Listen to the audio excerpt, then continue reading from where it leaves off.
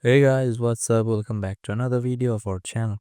Today in this video, I'm gonna show you how to log in Telegram in your laptop. So without wasting any more time, let's start our today's video. If you want to log in Telegram in your laptop, you have to download the Telegram desktop app in your laptop and go to your mobile phone. Open the Telegram app on your phone, click on this three-line icon.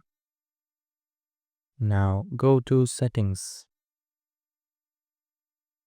Scroll down and select privacy and security. Now you can see the option devices. Go to devices. Here you can see option link desktop device.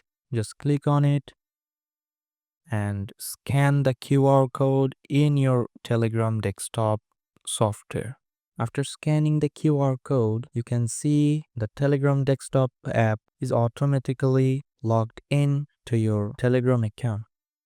So that's it guys, hope you liked this video. If you found this video helpful, don't forget to hit the like button and subscribe to our channel.